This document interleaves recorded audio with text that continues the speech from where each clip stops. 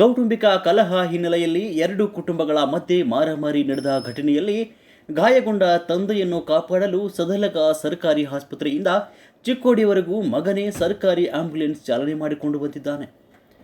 ಸದಲಗ ಸರ್ಕಾರಿ ಆಸ್ಪತ್ರೆಯ ಆಂಬ್ಯುಲೆನ್ಸ್ನಲ್ಲಿ ಚಾಲಕ ಇಲ್ಲದ ಹಿನ್ನೆಲೆಯಲ್ಲಿ ಯುವಕನೇ ಚಲಾಯಿಸಿಕೊಂಡು ಬಂದು ತಂದೆಯನ್ನು ಆಸ್ಪತ್ರೆಗೆ ದಾಖಲಿಸಿದ್ದಾನೆ.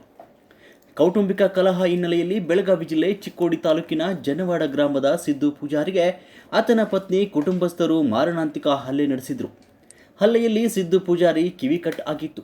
ಜತೆಗೆ ತಲೆಗೆ ಹಾಗೂ ಬೆನ್ನಿಗೆ ಗಂಭೀರವಾಗಿ ಗಾಯವಾಗಿತ್ತು. ಗಾಯಗೊಂಡ ತಂದೆಯನ್ನು ಕೂಡಲೇ ಬೈಕ್ ಮೇಲೆ ಕೂರಿಸಿಕೊಂಡ ಮಗ ಮಾಳು ಪೂಜಾರಿ ಸದಲಗ ಸರ್ಕಾರಿ ಆಸ್ಪತ್ರೆಗೆ ಕರೆದುಕೊಂಡು ಹೋಗಿದ್ದ. ಈ ವೇಳೆ ಹೆಚ್ಚಿನ ಚಿಕಿತ್ಸೆಗಾಗಿ ಚಿಕ್ಕೋಡಿ ತಾಲೂಕು ಆಸ್ಪತ್ರೆಗೆ ಕರೆದುಕೊಂಡು ಹೋಗುವಂತೆ ವೈದ್ಯರು ಸೂಚನೆ ನೀಡಿದ್ದಾರೆ.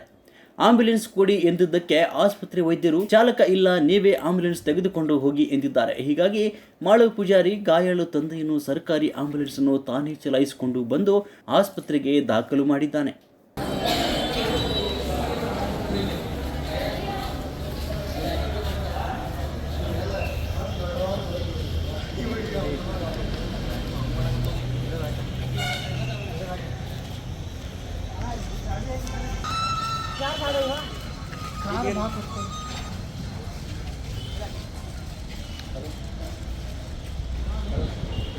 हाँ सर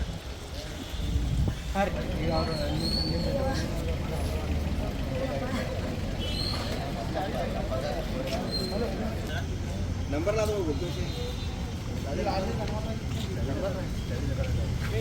मैं चिकोड़ा लाया